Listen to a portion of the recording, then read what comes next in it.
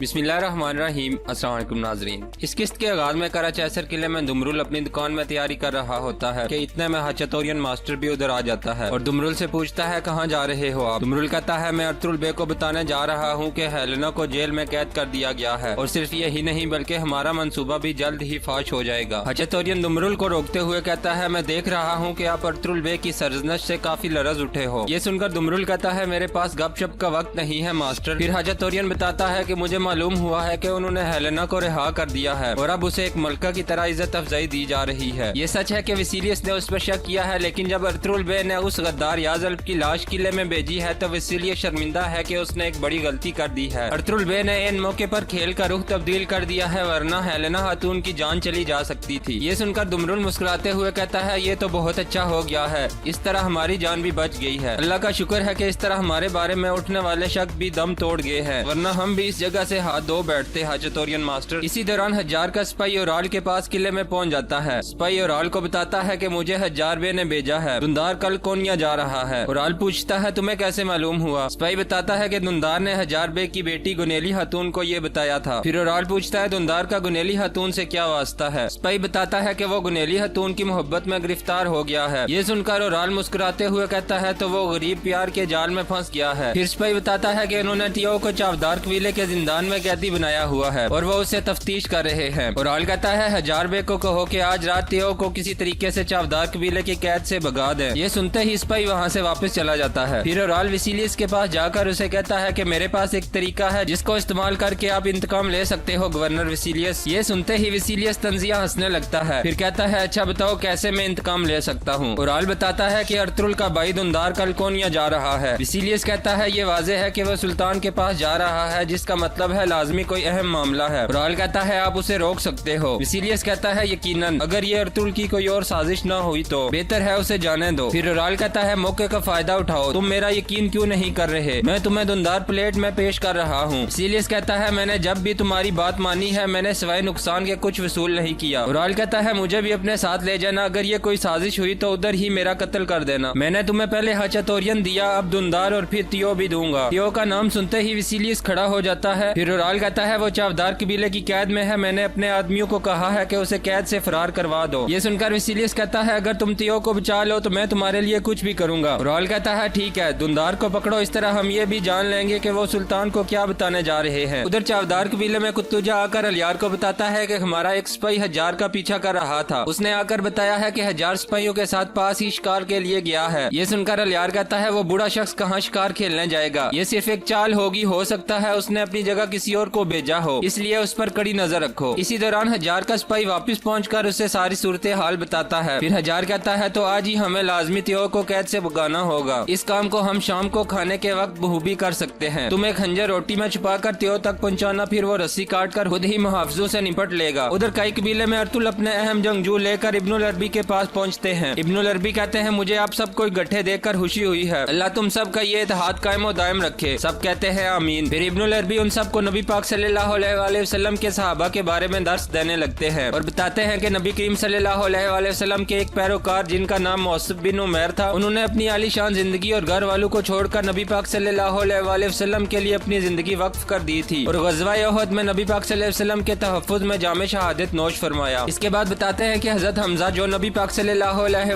वसल्लम के चचा और उनके अजीम हामी थे, मक्का में जंगे उहद में कुफार से लड़ते हुए शहीद हो गए। फिर इब्नुल अरबी जाफर बिन अबू तालिब रज़ियल्लाहु तआला अन्हु के बारे में बताते हैं कि वो जंगे मोता के मकाम पे शहीद हो गए, काफिरों ने उनके दोनों बाजू काट दिए थे। फिर इब्नुल अरबी दुआन अल्ब की तरफ देखते हुए कहते हैं पाक मकासद कुर्बानियां मांगते हैं। आज आप सब इकट्ठे हो और खुदा की जन्नत में भी इकट्ठे रहना चाहते हो तो हर वक्त शहादत के लिए तैयार रहो। सूरह बकरा में अल्लाह पाक फरमाता है कि उन्हें मुर्दा मत कहो जो मेरी राह में मारे जाएं, बल्कि वो जिंदा हैं लेकिन तुम्हें खबर नहीं। ये सुनकर दुआन अल्ब कहता है अल्लाह हमें शहादत का शर्फ अता फरमाए। सब कहते हैं आमीन। उधर चावदार कबीले में हज्जार का सिपाही शाम का खाना लेकर कैद खाने में जाता है। कुतलुजा उसके लाए हुए खाने की जान पड़ताल करता है और रोटी के भी 2 टुकड़े करके कहता है ठीक है ले जाओ खाना कैदी के लिए। जिसके बाद वो सिपाही खाना तियो के आगे रख कर खुद बाहर चला जाता है। फिर कुतलुजा मुहाफिजों को कहता है इस कुत्ते पर नजर जमाए रखना और खुद जिंदान से बाहर रवाना हो जाता है। जिसके बाद तियो रोटी को चबाने लगता है तो उसे महसूस होता है कि इसमें कोई सख्त चीज है। फिर वो अपना चेहरा दूसरी तरफ करके उसमें से हाथ से छोटा सा हंजर निकाल लेता है और फिर रोटी फेंक कर कहता है मुझे भूख नहीं है इसे ले जाओ। ये मंजर देखकर एक मुहाफिज उसकी जानिब बढ़ता है तो तियो उस पर हमला कर देता है। सिपाही अपना दिफा के लिए मजामत करता है लेकिन तियो उसे पिछाड़ देता है। इतने में अलियार वहाँ आ जाता है और इसी दौरान तियो हंजर से बंधे हुए अपने हाथ खोल लेता है और अलियार पर हमला कर देता है। अलियार बहादुरी से अपना दिफा करता है और फिर एक ही वार करता है जिससे तियो गिरकर बेहोश हो जाता है। अलियार गुस्से में कुतलुजा से मुहातिब होकर पूछता है ये कैसे आजाद हुआ कुतलुजा, अगर ये यहाँ से फरार हो जाता तो हम अर्तुगरुल बे को क्या मुंह दिखाते। इतने में कुतलुजा तियो के हाथ में एक हंजर देखकर कहता है इसको किसी ने हंजर दिया है जिसकी मदद से इसने रस्सी को काटा है अलियार बे। फिर अलियार कहता है यार अभी मैं इन गद्दारों से तंग आ गया हूँ, मैं तेरी ही जात पे यकीन रखता हूँ और तुझी से मदद की भीख मांगता हूँ, मेरी मदद फरमा। उधर कई कबीले में दुआन और बानो जिजिक अपने हेमे में मौजूद होते हैं। दुआन कहता है जिजिक खातून आप मां बनने वाली हो, थोड़ा आहिस्ता काम करो। बानो जिजिक कहती है मुझे आपकी तैयारियां पूरी करनी है दुआन, क्योंकि आपने सुबह सवेरे रवाना होना है। दुआन पास आकर कहता है इन कपड़ों को छोड़ दो बल्कि अपनी मुस्कुराहट और दुआओं से मेरे थैले को भर दो। फिर बानो जिजिक कहती है मुझे फख्र है कि आप दोबारा अपनी जिम्मेदारी पर जा रहे हैं, लेकिन मैं खौफजदा भी हूँ क्योंकि आपने मुझे अपनी जिम्मेदारी के बारे में नहीं बताया। ये सुनकर दुआन अल्प कहता है जब मैंने अर्तुगरुल बे के पीछे चलने का फैसला किया था तो मैं सिर्फ शहीद होने के लिए तैयार था, लेकिन अब मैं ये भी चाहता हूँ कि हमारे बच्चे को हमारी तरह हिजरत न करनी पड़े, इसलिए मैं ये चाहता हूँ कि वो अपने वतन में आजादी से परवान चढ़े। आप परेशान मत हो। ये सुनकर बानो जिजिक कहती है आप सलामत जाओ और सलामती से वापस आना। मैं अपने कबीले और अपने बच्चे के मुस्तकबिल के लिए आपकी गैर मौजूदगी भी बर्दाश्त करने की कोशिश करूंगी, लेकिन बच्चे की विदाई से पहले वापस आ जाना, क्योंकि मैं चाहती हूँ कि सबसे पहले आप ही उसे देखो। ये कहकर दोनों उठकर एक दूसरे से गले मिलते हैं। अगले दिन सुबह दुनदार और दुआन अल्प रवाना होने के लिए तैयार थे और सबसे मिल रहे थे। फिर दुआन अर्तुगरुल को कहता है आपका पैगाम हमने अच्छी तरह से नशीन कर लिया है और बाहिफाजत पहुंचा देंगे, इसलिए आप परेशान न हो अर्तुगरुल बे। अर्तुगरुल कहता है शुक्रिया दुआन। फिर दुआन तुर्गुत तल्प और बमसी से मिलता है। बमसी मजाक में कहता है याद रखना अगर हाली हाथ वापस आए तो मेरे ताल अल्फाज तुम्हारी राह के मुंतजिर होंगे। ये कहकर दोनों मुस्कुराते हुए एक दूसरे से गले मिलते हैं। आखिर में दुआन बानो जिजिक से मिलता है। बानो जिजिक कहती है अल्लाह आपका हमियो नासिर हो। दुआन उसकी पेशानी को बोसा देकर कहता है अल्लाह करे आप महफूज रहो और हमारा बच्चा सलामत रहे। जिसके बाद दुआन और दुनदार वहाँ से रवाना हो जाते हैं। उधर चावदार कबीले में अलियार ताकीद करते हुए कुतलुजा को कहता है त्यो वाले हेमे की सिक्योरिटी के इंतजाम मजीद कड़े कर दो और फिर अलियार असलहान के हमरा कई कबीले की तरफ रवाना हो जाते हैं। इसी दौरान दुनदार और दुआन अल्प अपना सफर तय करते हुए तेजी से अपनी मंजिल की तरफ गामजन होते हैं। एक जगह पहुंचकर विसीलियस के सिपाही चारों तरफ से उन्हें घेर लेते हैं। फिर विसीलियस कहता है सुल्तान को तुम्हारा इंतजार करना पड़ेगा दुनदार, क्योंकि मेरे पास कुछ जरूरी बातें हैं तुमसे करने के लिए। ये सुनकर दुआन दुनदार से धीमे अंदाज से पूछता है इस गलीज को कैसे इल्म हुआ कि हम कोनिया जा रहे हैं, क्योंकि ये तो सिर्फ हमें मालूम था। फिर दुनदार को ख्याल आता है जब उसने गुनेली को बताया था कि वो कोनिया जा रहा है, जिसके बाद उसे यकीन हो जाता है कि इन्हें कैसे इल्म हुआ है। इसीलिए कहता है ये मेरे लिए एक शरफ की बात होगी कि आप मेरे किले में मेहमान बनकर चलें। दुनदार बे तलवार फेंक दें और अपने आप को मेरे हवाले कर दें। फिर उराल कहता है दुनदार बे ये मत सोचना कि जो वादा मैंने तुम्हारे भाई के साथ किया था मैंने उससे मुंह फेर लिया है। मैंने कहा था कि मैं तुम सब का निशान इस दुनिया से मिटा दूंगा। उराल के ये नाजेबा अल्फाज सुनकर दुनदार घोड़े से नीचे उतरता है और अपनी तलवार निकाल लेता है। ये मंजर देखकर इसीलिए अपने सिपाहियों को हुक्म देता है कि हमला करो। इस तरह उनके दरमियान लड़ाई शुरू हो जाती है। दुआन अल्प दुनदार के साथ मिलकर अपना दिफा करते हुए बहादुरी से लड़ते हैं और बहुत से सिपाहियों को जहन्नम हासिल करते हुए आगे बढ़ते हैं। इतने में दुआन अल्प तीरों और तलवारों का निशाना बन जाता है, लेकिन हार नहीं मानता और सलेबियों को मुसलसल अपनी तलवार का निशाना बनाते हुए उन्हें पछाड़ता जाता है। फिर सिपाही एक साथ हमला करते हैं और दुनदार को पकड़ लिया जाता है और दुआन जख्मों से छलनी हो जाता है। उराल कहता है क्या हुआ दुआन, तुम घुटनों के बल क्यों बैठ गए? ये जान लो कि जल्द ही तुम सब घुटनों के बल मेरे आगे झुक जाओगे। दुआन अल्प कहता है गलीज इंसान ये तुम्हारे मंसूबे मिट्टी में मिल जाएंगे। उराल ये सुनकर दुआन अल्प पर हमला कर देता है और दुआन अपना हंजर निकाल कर उराल के पाँव में गोप देता है, जिसे देखकर विसीलियस भी दुआन पर हमला कर देता है। दुआन अल्प अपना दिफा करने ही लगता है तो उराल पीछे से पीठ पर वार करके दुआन अल्प को गिरा देता है। इस तरह दुआन की तलवार उसके हाथ से गिर जाती है और वो बुरी तरह जख्मी होकर मुंह के बल गिर जाता है। फिर विसीलियस एक जोरदार गोंसा दुनदार के मुंह पर रसीद कर देता है, जिसकी वजह से वो भी बेहोश हो जाता है। विसीलियस के सिपाही दुनदार को लेकर किले की जानिब रवाना हो जाते हैं, जबकि दुआन को उधर ही जख्मी हालत में पड़ा छोड़ देते हैं। इसी दौरान इसलहान हातून अलियार के साथ कई कबीले वालों को अलविदा कहने पहुंच जाते हैं। हलीमा सुल्तान मुस्कुराते हुए कहती है यहाँ आने का शुक्रिया, हमने आपके लिए एक उम्दा दावत का इंतजाम किया हुआ है। जिसके बाद वो सब बैठ जाते हैं। अलियार अर्तुगरुल को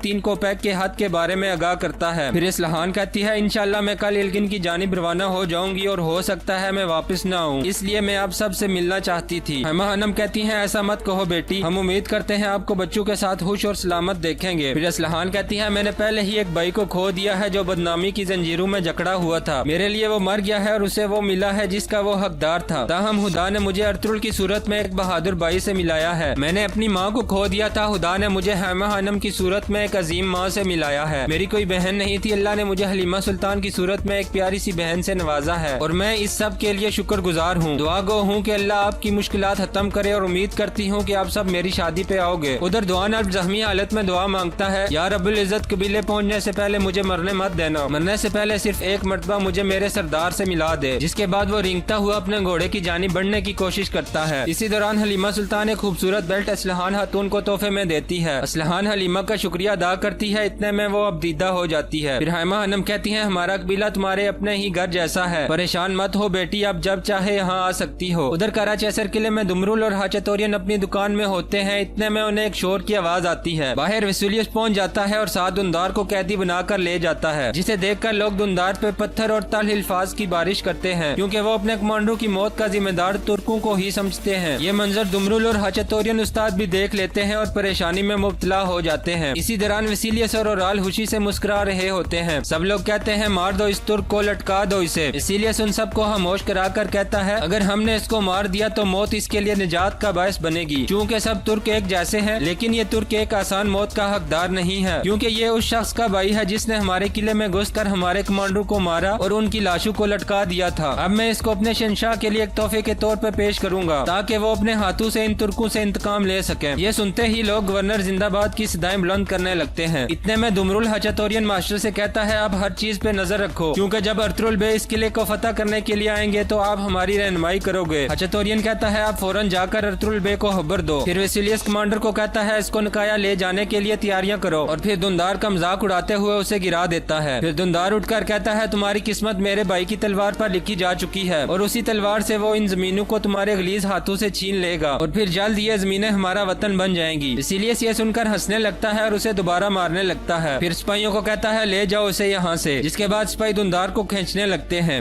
और यहाँ इस किस्त का इख्तिताम हो जाता है।